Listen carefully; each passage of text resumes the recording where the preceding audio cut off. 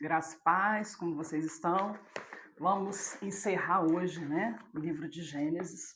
Hoje nós vamos falar de José, e aí a gente vai do 37 até o 50, e nós vamos ver na história de José muita coisa interessante, porque são aprendizados para a nossa vida, tanto cotidiana quanto espiritual. Né? Nós vimos muitos aprendizados entre os patriarcas, mas a história de José é uma história muito interessante, com muitos detalhes. E é uma coisa que me chama muita atenção, é que a história de José ela fala sobre processos. Eu tenho inclusive uma pregação falando sobre isso, está lá no canal também, vocês podem dar uma olhadinha. E lembrando que José é o 11º filho de Jacó e o primeiro filho de Raquel, né, a mulher amada de Jacó. E o outro filho de Raquel é Benjamim. Então, de pai e mãe, José tinha apenas Benjamim de irmão. Mas ele tinha 11 irmãos no total, de toda aquela família, né, de Jacó. E José, o 37 começa, né? Ele já começa falando desse menino que nasceu bem. Ele já começou bem, né? A história dele já começa bem. Ele era o queridinho do papai. Ele era o único que tinha a túnica especial. Mas o fato dele ter essas questões, dele estar muito bem, muito querido, muito amado, muito cuidado, muito preservado, isso também causou inveja nos outros irmãos. Porque o normal ou o natural seria que Rubem tivesse esses privilégios por ser o filho mais velho, por ser o primogênito. Mas não era assim que acontecia, era com José. Lembrando que Rubem, ele comete um pecado que ele vai ter um relacionamento com uma das concubinas de Jacó. E aí, lá no finalzinho do livro de Gênesis, quando Jacó começa a declarar as bênçãos para os filhos, ele tira essa bênção da primogenitura de Rubem, porque Rubem imaculou o leito do pai. Então, tem essa questão também. Mas o fato é que José era o queridinho, era o amado lá de Jacó. E aí acontece que José tem 2 sonhos, que aparecem aqui no capítulo 37. E esses sonhos vão mostrar profeticamente essa liderança de José, esse governo de José. Mas naquele momento, ninguém entendeu o sonho. Eles até entenderam que José estaria acima deles, mas não da forma como aconteceu. E nós temos que tomar muito cuidado com aquilo que Deus fala conosco, porque há coisas, e a maioria delas é para a gente guardar e aguardar. Porque toda a vontade de Deus tem o tempo dele, é no tempo dele. Então nós precisamos aguardar. José ali teve uma inocência, falta de maturidade, e ele acabou falando. A gente vai ver esses sonhos no verso 7 do capítulo 37, aonde ele diz: Eis que estávamos atando molhos no meio do campo, e eis que o meu molho se levantava e também ficava em pé, e eis que vossos molhos o rodeavam e se inclinavam ao meu molho. E aí eles reclamam com José, eles falam: você acha que vai reinar sobre nós? Mas José já acha pouco e vai e conta outro sonho. E o outro sonho está no verso 9, aonde ele diz que o sol, a lua e 11 estrelas se inclinavam a ele. Nesse sonho, até Jacó reclamou com ele, falou: rapaz, você está dizendo que eu e a sua mãe vamos nos inclinar a você? E a inveja aumentava. E aí a história vai contando que chega num determinado momento, os irmãos de José, eles eram pastores, então eles precisavam se deslocar, né, com o rebanho de tempo em tempo, eles se deslocam, e o pai manda José ver como esses irmãos estão. E no meio do caminho, eles iam para um lugar e eles trocam de lugar e José não os encontra. E aí José retornaria para casa. Mas aparece um abençoado e diz para ele: não, José, esses homens foram para o outro lado. E ele acaba encontrando os irmãos.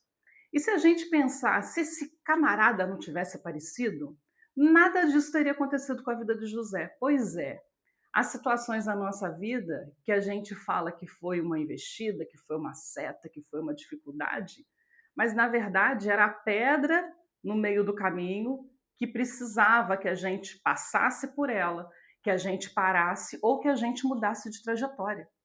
E nem sempre mudar de trajetória é bom num primeiro momento, porque o tempo de Deus não é o nosso tempo. Às vezes, mudança de trajetória faz parte do processo e a gente precisa passar por ele. E ele encontra os irmãos. E quando ele encontra os irmãos zombam dele, eles falam do sonhador, eles desejam tirar a vida de José.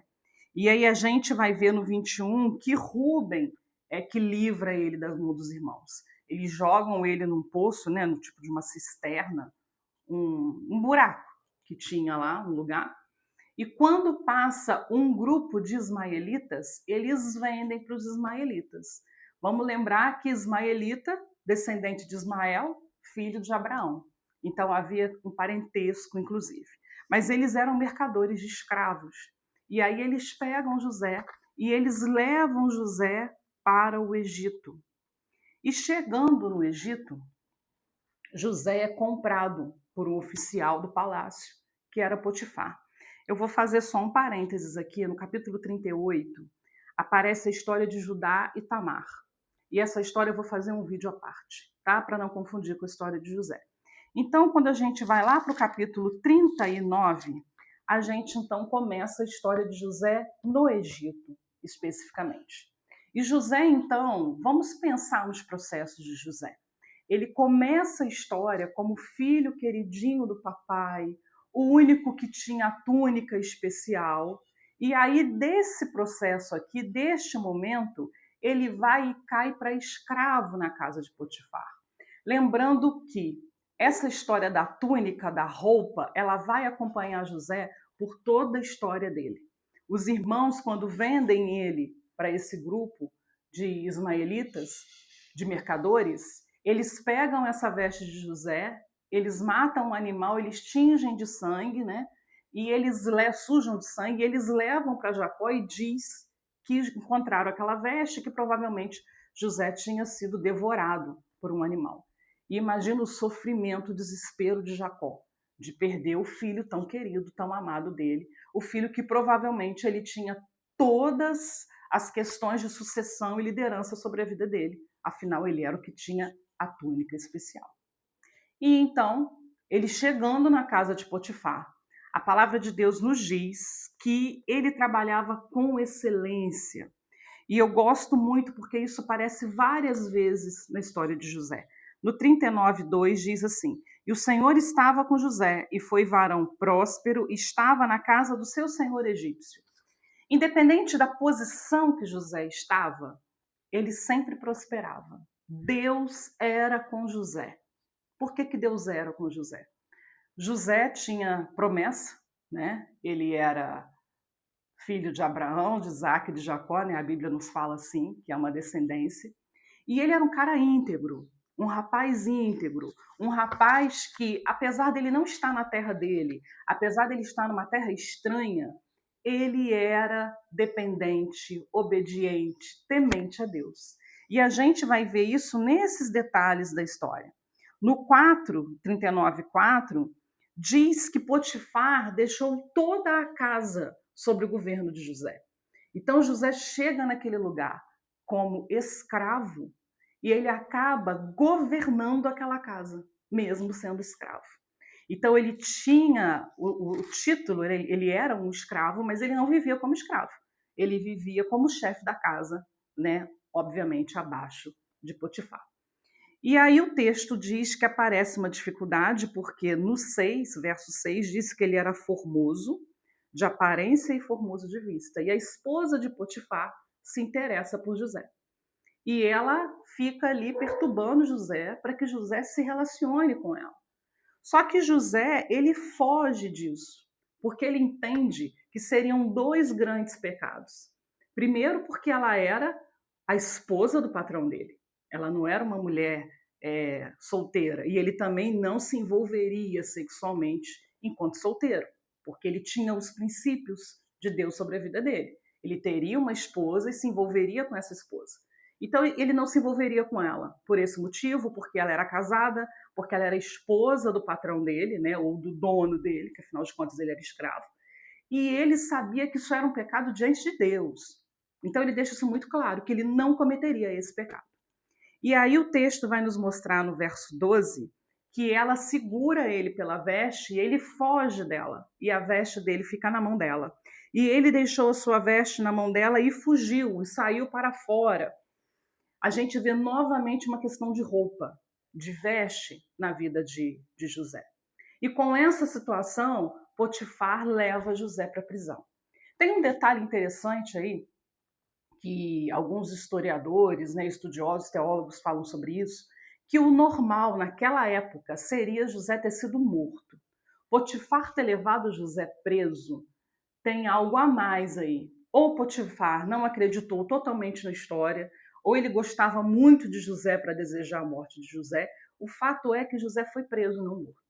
Então vamos voltar lá no como aconteceu, né, a sequência das coisas. José era o filho queridinho do papai. José vai preso, José é comprado, né, pelos mercadores, filhinho do papai, comprado pelos mercadores, escravo na casa de Potifar, e agora ele vai para a prisão. E chegando na prisão, a gente vai ver isso, a tentação é no 39, e aí a prisão, nós já estamos no 40. Chegando na prisão, o que acontece com José? O Senhor também era com José. Tudo que José botava a mão prosperava. E aí o carcereiro deixou José como líder dos prisioneiros. Então ele era um prisioneiro que tinha liderança naquele lugar. Ele cuidava de tudo, ele resolvia tudo, porque o carcereiro também observou, assim como Potifar percebeu, o carcereiro também percebeu.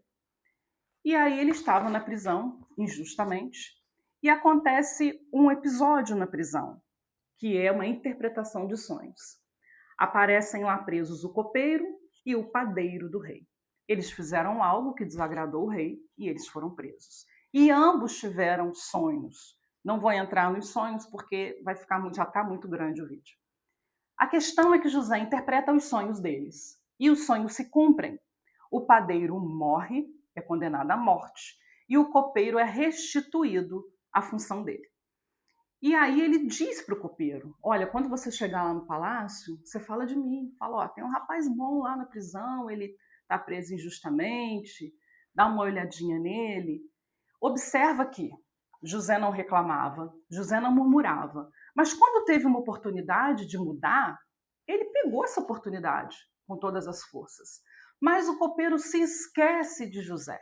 E vamos pensar que, se o copeiro lembra, chega no palácio, intercede por José, José ia ser auxiliar de copeiro. Essa ia ser a vida dele. Era melhor do que ser prisioneiro? Era melhor do que ser escravo? Era. Mas não era o que Deus tinha para a vida dele. Então a gente precisa aguardar o tempo de Deus. A gente precisa aprender a viver os processos. E aí José ficou lá ainda por mais um tempo. E chega um determinado momento, já no capítulo 41, que Faraó tem um sonho, e o sonho perturba Faraó, que é o sonho lá das vacas gordas e as vacas magras, né? E ele lembra de José, o copeiro lembra de José. E aí ele fala, porque ninguém conseguiu interpretar o sonho, então ele se apresenta diante de Faraó e fala, ó, tem um rapaz lá na prisão que ele interpreta os sonhos. Ele interpretou o meu, interpretou do padeiro e deu tudo certo. E aí eles mandam chamar José. No 41, verso 14, diz assim, então enviou Faraó e chamou a José, e os fizeram sair logo da cova, e barbeou-se, e mudou as suas vestes, e veio a Faraó. Roupa de novo na vida de José.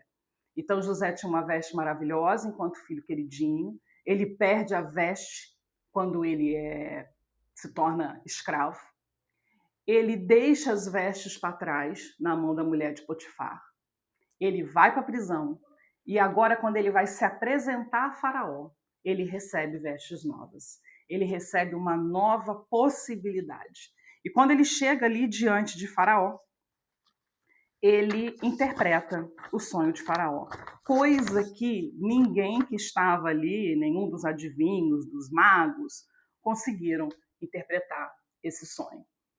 E ele, além de tudo, muito esperto, ele fala, olha, Faraó, essa fala aqui é do Cláudio Duarte, eu gosto muito de repetir ele falando isso, ó, Faraó, escolhe um cara bom, hein? Um cara bom, um cara inteligente para governar e resolver isso.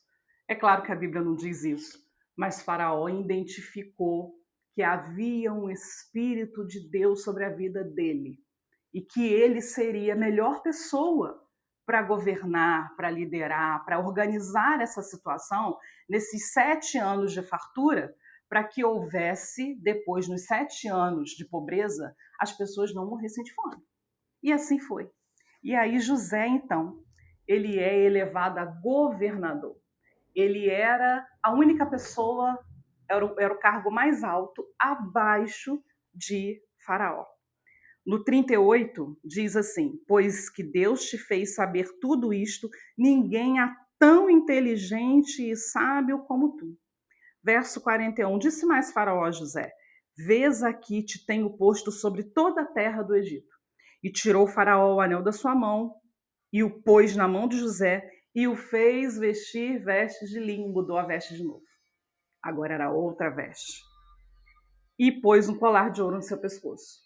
E ele dá uma esposa para José. José se casa com Azenate. E ele tem 2 filhos no Egito, que é Manassés e Efraim.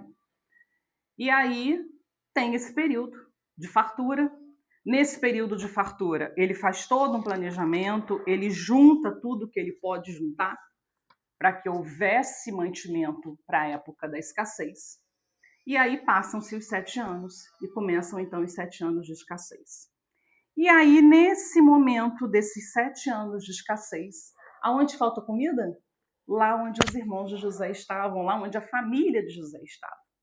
E eles precisaram vir ao Egito para conseguir comida, para trocar dinheiro, para trocar objetos. Eles precisavam de comida para alimentar aquele povo. E quando eles chegam ali, eles não reconhecem José como governador, como líder.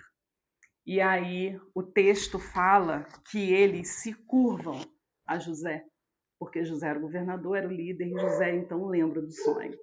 E é uma história também longa também, eu vou pular essa história também é muito bonita, mas José cria situações para que eles possam retornar, porque eles foram sem Benjamim, e José não aceita que eles voltem sem Benjamim.